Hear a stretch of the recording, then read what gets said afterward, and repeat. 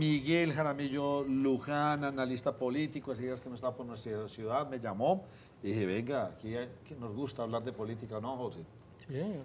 Bueno, ¿cómo me le ha ido? Hombre, Nacho, un gusto estar aquí en esta mesa. Un saludo para todos los periodistas y para toda la teleaudiencia que siempre es bien masiva. 20 de julio. ¿Cómo vio usted los diferentes? A mí me gustó el de Carvalho, a usted le gustó el de Luna, A mí me gustó más el de a otros les habrá gustado el de Polo Polo, bueno, en fin. A otros les habrá gustado el de Miguel Uribe. A otros les habrá gustado el discurso del presidente, salir pidiendo perdón, en fin. ¿Cómo vio usted este 20 de julio y esto qué vaticinio ve políticamente usted a futuro en Colombia en la política?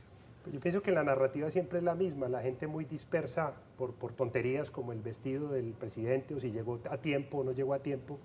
Algunos de esos en los discursos hablando de que se madruga o no a las 9 de la mañana y otros hablando de la infidelidad, temas totalmente irrelevantes y que los progresistas dentro de su relato, dentro de su discurso, dentro de su narrativa saben capitalizar muy bien. Como hay discursos que me parece que sí hablan de la realidad concreta del país, y es la situación económica, y es el tema del empleo y es la agenda social, y sobre todo los efectos que traería un fast track en clave de las reformas políticas y sobre todo de la constituyente, que es lo que más quiere sacar adelante el presidente, y dejando esto en manos de un señor como Juan Fernando Cristo, que se sabe mover con mucha habilidad, como lo vimos en la elección de las mesas directivas. No más ¿Por preguntas. qué es irrelevante el tema del llegar o no llegar temprano, doctor Luján? Porque sí es algo que por lo menos inquieta, sobre todo en un evento de esa envergadura. Es que estábamos hablando del presidente de la República en el Día de la República, llegando tarde a los eventos de los militares que nos han convertido en lo que somos como república. Y cuando se ha vuelto reiterativo. Claro, yo no digo que no sea importante, sino que creo que es irrelevante en comparación con los grandes temas del país. Tenemos un tema económico bastante delicado, que así lo han dicho todos los subsectores. Tenemos una constituyente que está caminando y está taladrando el poder político en muchos ámbitos. Tenemos una serie de temas que se dispersan en cuanto al volumen de la información que algunos, o de relevancia que algunos le dan al tema. Lo que fue hoy la presentación de Blanco del presidente y haber llegado tarde fue la salida en Panamá con la mujer y después es el enredo y después, entonces terminamos dispersos en temas que siempre consideramos centrales porque a la cotidianidad le gustan, pero terminan siendo comida rápida para una agenda política que hoy tiene otras urgencias y un país que lamentablemente se desmorona institucionalmente porque requiere que la ciudadanía esté concentrada en otros temas más relevantes. Miguel, uno escucha al presidente Gustavo Petro cuando está en plaza pública que es bastante fuerte en sus declaraciones. Sin embargo, cuando está en el Congreso, inicia diciendo buenas tardes. Lo primero que quiero hacer es pedirles perdón por esto que sucedió en la UNGRED. Digamos que no tengo en la memoria de pronto otro mandatario que haya pedido perdón por hechos de corrupción, que incluso estén juzgados o no, en este momento están en un proceso. Ese cambio al inicio de discurso es también llamando a que haga nuevamente un acuerdo, o qué es lo que pretende el presidente Gustavo Petro cuando cambia tanto esa forma de referirse en plaza pública y acá y dice, venga, les pido perdón. En términos de narrativa política, María Andrea, de una u otra manera, lo que habíamos visto era un presidente y una figura presidencial en términos de arrogancia, en términos de no reconocer sus propios errores, en términos de decir este pechito, etcétera, etcétera, durante la semana y casi que en todos estos 2 años que completamos ya el 7 de agosto. Hoy él hace un reconocimiento público del tema, sin embargo habla de que su gobierno es supremamente eficiente y saca una serie de temas de la agenda social en los que sí está funcionando el país. Pero a él se le olvida que no solamente fue la unidad de gestión del riesgo, sino que el tema electoral y las finanzas de la campaña están en esa situación, lo de Day Vázquez y los temas que se han ido presentando en otras carteras, lo de la Cancillería. Hay muchos temas de corrupción que le están quitando legitimidad y gobernabilidad al presidente Petro, y si bien hay este reconocimiento, sobre todo en ese momento que es un preámbulo del inicio de los últimos 2 años legislativos que ya le pertenecen más al Congreso que al gobierno, de una u otra manera es un efecto escoba nueva, donde él busca, digamos, volver a repartir las cartas, como usted lo dice, llamar a un acuerdo nacional, pero pues lamentablemente vemos que vía Twitter él empieza a desmoronar mucho de eso que hace la diplomacia y la política por él y su gobierno.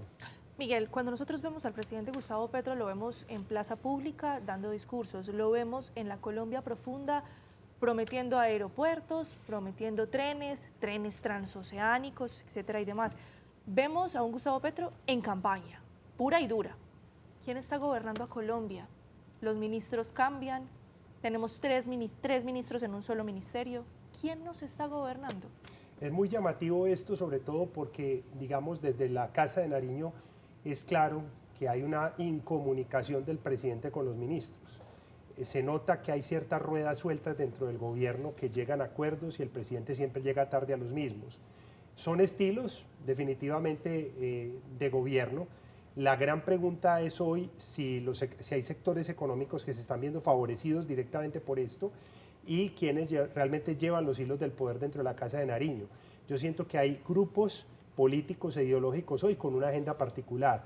Y hoy el presidente Petro, si no se reelige en cabeza propia a través de una constituyente que la está buscando y que es el propósito principal de Juan Fernando Cristo, va a buscar hacerlo quizá en el grupo político de María José Pizarro o va quizá en un plan C buscarlo a través de la exalcaldesa de Bogotá, Claudia López, vía ese Partido Verde que se ha convertido en una especie de prostituta política del país. Pero estamos en campaña. Estamos en campaña pura y dura, no gobernando. No se está gobernando a pesar de que ya se lleva 2 años con un nivel de ejecución que no sobrepasa el 18%, debería estar sobre el 48% y hoy está en el 18%, sino que se está en campaña pura y dura. Y mire, una cosa que decía el abogado Rodrigo Primi hace unos 15 días, el año entrante podríamos estar en elecciones. Si de aquí a junio se resuelve el tema de la constituyente, podríamos ir a una consulta popular. Y si de aquí a diciembre también el gobernador de Antioquia logra juntar las 2 millones de firmas, también se podría citar elecciones el año entrante. Y un tercer motivo, si en marzo del año entrante algún alcalde, no va a decir el nombre, le da por renunciar y no se acaba el periodo, el año entrante también habría elecciones. Entonces usted me mete ahí a Federico Gutiérrez que de pronto renuncie. Me dice usted que el gobernador de Antioquia de pronto está facilitando esto de llamar a una constituyente porque habría que ir a elecciones para hacer este referendo. Usted me dice que se está haciendo el caldo perfecto para que de pronto se dé esta constituyente. Yo creo que hay en el papel una serie de ejercicios que nos pueden llevar a elecciones no en el 26, mayo, junio, ni en el 27 como esperamos, sino que el año entrante puede ser un año electoral por cuenta de estas circunstancias. José. La mía iba mucho más atrás.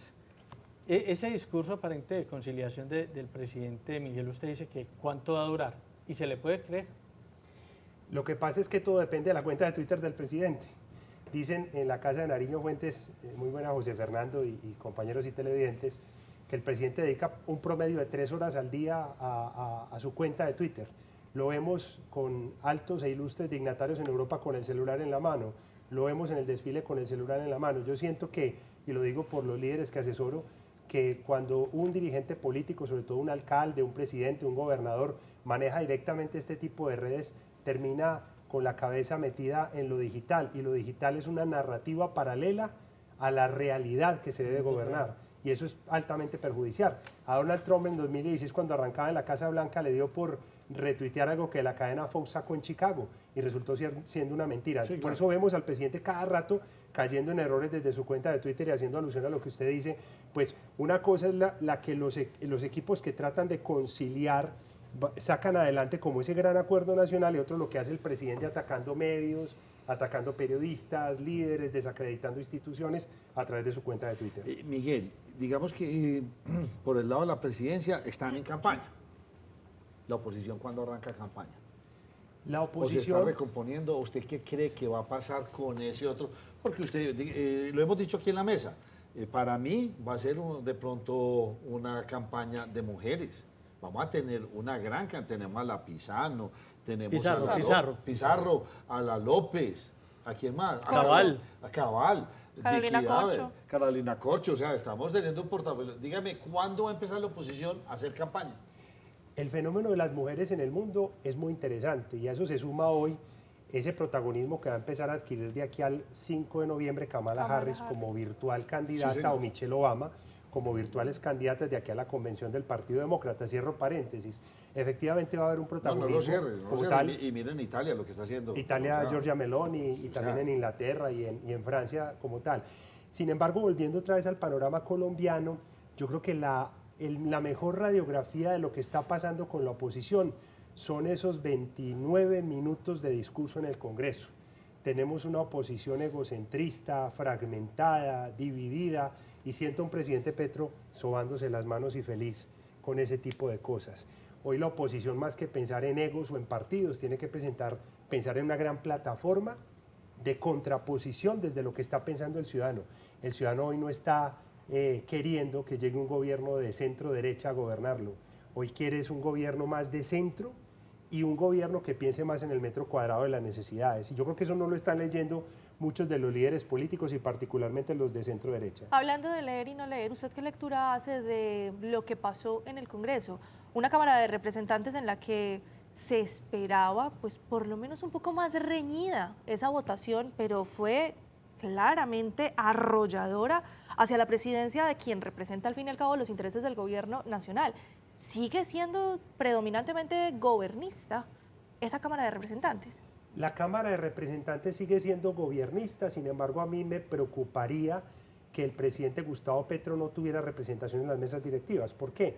Porque se trata de un gobierno que es activista, que va a salir a las calles, que va a movilizar a través de su no muy bien educado ministro de Educación las universidades. Esa movilización social necesita una válvula de escape y si no se tiene a través del Congreso, pues el Congreso colapsa. Yo no lo veo de una manera tan negativa. Me parece que es positivo que ocurra. Lo del señor Cepeda es una persona que tiene muchísima experiencia y recuerde usted, Andrea, que el segundo y tercer año ya no le pertenecen al presidente de la República. Buscarán a través del fast track que eso ocurra con un político hábil como Juan Fernando Cristo, pero quién sabe si los tiempos alcancen. Le voy a poner un panorama ya como internacional, algo que le hicimos con nuestro invitado esta semana. ¿Qué tanto pueden influir las elecciones en Venezuela en el actual gobierno en Colombia? No, la influencia es supremamente importante porque este domingo 28 los venezolanos van a elegir en medio de un panorama muy turbio por la criminalización que se ha dado de la oposición por parte del oficialismo de Miraflores, por la persecución a los venezolanos en el exterior que no se les está permitiendo votar, por todo lo que está pasando con María Corina Machado, el señor Edmundo y demás. Entonces, si gana Maduro, seguramente, y no se publican los resultados, pues va a generarse un limbo.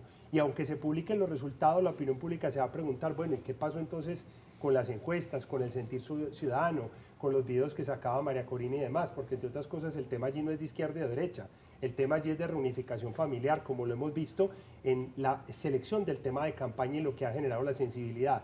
Entonces yo creo que sí tiene un impacto con Colombia, porque obviamente gane o no gane Maduro, habrá una reivindicación de esa relación comercial con Colombia y nos aprestamos a 6 meses de una transición que lamentablemente auguro que será sangrienta, que estará en medio de grandes tensiones, mientras ese nuevo gobierno de Venezuela que gane el domingo o la continuidad se posesiona en el mes de enero del 25. ¿Qué le conviene más a los colombianos? Yo pienso que la transición, indudablemente, la transición conviene mucho más para Colombia porque creo que los niveles de confianza que existen entre el gobierno liderado por Nicolás Maduro con los venezolanos, con los empresarios y con el sector económico, sobre todo porque tenemos una sociedad económica, más allá de la sociedad política, le convendría más. Lo negativo es pensar que ganando el domingo Edmundo y María Corina, eso se arregla de un plumazo. Yo creo que nos demoramos una generación para que Venezuela pueda recuperar su economía, recuperar su tejido social, los venezolanos puedan regresar al país, pero pues todos estos temas, confiemos, puedan repercutir sobre todo económicamente en Colombia. ¿En qué están influyendo los diferentes alcaldes de nuestro país? Usted el de Bucaramanga, el de Barranquilla, el mismo de Bogotá, me parece que Galán está haciendo una cosa muy interesante, ahí Federico, Cali, que están influyendo en el panorama político nacional ellos. Yo siento Nacho, que hoy ellos tienen una especie de junta. Tengo información de que hacen una reunión cada 15 días presencial en una de las ciudades capitales y están con su propia agenda a través de las asociaciones de alcaldes queriendo tener una incidencia no solamente legislativa, sino empresarial, y que también están en la construcción de una especie de plataforma para poder respaldar esa figura que le pueda hacer contrapeso a la oposición. Sobre todo estamos hablando de que es normal que el péndulo en lo regional hoy nos haya traído más o menos unos 14 alcaldes de derecha y centro derecha que sobre todo en las 5 principales ciudades están trabajando de manera conjunta.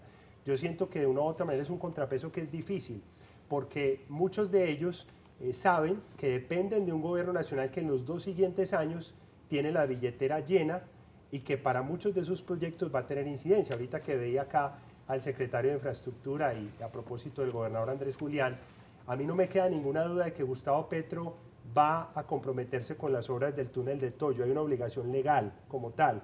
El tema es la narrativa política que va a utilizar para poder tener esa incidencia en esas obras y poder de una u otra manera generar un contrapeso frente a ciertos gobernantes regionales y locales que ya deberían estar dejando el discurso de campaña y concentrándose más en los recursos para su plan de desarrollo. Pero influirán en las próximas elecciones. ¿Quiénes? ¿Los locales y los Los departamentales? locales, sí. Claro, por supuesto. El péndulo influye, el péndulo Pero para el otro entonces no lado. lo entiendo, influirán, pero tenemos lo que usted decía ahorita, Fragmentación. una percepción fragmentada, esto, entonces, ¿de qué sirve esa influencia si no van a lograr tener algo? Porque hay demasiados egos en que sea el uno, en que sea el otro, en que yo no acepto las reglas del partido si eligen a fulanito, a peranito. Ve uno a ciertos sectores políticos que siguen con su plato de lenteja negociando con el gobierno. Entonces no entiende ya para un segundo y tercer año cómo se pueden unir en una misma figura. Yo tengo dudas frente a esa figura. Creo que el presidente Petro también a través de su cuenta de Twitter va graduando a ciertos rivales. Mire usted el tema de Vicky Dávila, mire usted el tema, ¿cierto? Y hay algunos a los que no le responde. Entonces, él sigue siendo una figura política influyente, pero yo reitero de que hay una gran fragmentación en esa contraparte al gobierno de Petro de cara al 26. ¿Y a quiénes ve fuerte en la oposición? Hoy, digamos que las encuestas, digamos en una oposición, veo más a las figuras de centro. Yo veo que hay un buen posicionamiento de un hombre como Juan Manuel Galán. Veo que hay una resurrección del exgobernador Sergio Fajardo. Y eso lo digo yo a José todo el día. José dice Yo que no no lo y veo. que Claudia no, y López. veo que resurge. La Muy unión bien. lo con veo. Claudia López lo hizo resurgir de alguna manera, no es un tema de percepción o que me guste o no me guste, que para mí eso es irrelevante, sino de los números. Las encuestas lo muestran un poco más arriba. Creo yo que dentro de la mesura que caracteriza en el Centro Democrático, Paloma Valencia se está destacando, igual Miguel Uribe. Para mí fue desafortunado el discurso del Congreso, sobre todo de Miguel Uribe, esperaba más, sobre todo esos temas de las 9 de la mañana y compañía, pues me parece Sí. que son irrelevantes, sobre todo en un discurso, en un recinto como estos. Y en el caso de Polo Polo, pues ni qué decir. Yo creería que hoy la gente, al menos en el humor social, no solo de las encuestas, sino de la escucha social digital, lo que uno más ve es que está buscando una figura de centro y una figura como más metida en la cotidianidad, ya no tanto desde las estructuras políticas, sino más desde el metro cuadrado del ciudadano. Interesante el panorama que se nos ve. ¿Qué va a pasar este domingo en Venezuela? ¿Usted cree que definitivamente se la van a robar? Yo le creo mucho a los números de la encuestadora que cité, incluso hace unos 15 días más o menos hubo una encuesta allí de Consultores 20, 2020, que habla de un 57-22. Esos números se han ido refrendando en el tiempo. Sin embargo, el sistema electoral depende de Miraflores, Sí, hay claro. una fuerza mediática, hay una fuerza digital, solamente el Centro Carter haciendo acompañamiento, ya hoy anunció Marta Lucía Ramírez y otros sectores de derecha que van a acompañar el proceso. Entonces yo creo, lo que más me genera dudas es la credibilidad y la forma en la que esta vez pudieran intentar robarse las elecciones, porque al menos los números hoy están siendo claros. ¿Cuándo cree usted, ya para cerrar, es que es muy importante ese dato, el de Kamala Harris o de la Michelle señora Obama. de Michelle Obama? Pero ¿Cuándo Michelle, cree- Michelle ha sido enfática en que ella no está interesada en la contienda Pero, electoral, por lo ¿cuándo menos cree hasta usted la que no semana lo cambie? pasada. Lo que pasa es que hay un tema allí que es clave y que la gente no ha podido entender. No estamos hablando, digamos, ya del tema de la salud de Biden, sino de la ilegalidad de Trump. Cuando se va Biden de la contienda, ya no estamos hablando de ese tema. En este momento el tema es Donald Trump y quién sería la candidata o candidato que iría del otro lado. Las donaciones se han disparado, 75 millones de dólares en 3 días. Si no está Kamala Harris en la fórmula, no pueden recibir dichas donaciones. Kamala Harris estaría en la ¿Y usted fórmula. con cuál se queda? ¿Cómo poner la vicepresidenta de fórmula Seguir. vicepresidencial y otro de presidencial? No. ¿Con cuál Creo- se queda usted de creo- candidata? Yo me quedo con Kamala. En la convención seguramente va a ser ¿Cuál va a programada ser Kamala Harris. ¿Será que llega a los 1930 Uy. convencionistas? ¿Y se puede proponer la fórmula de Kamala y Michelle?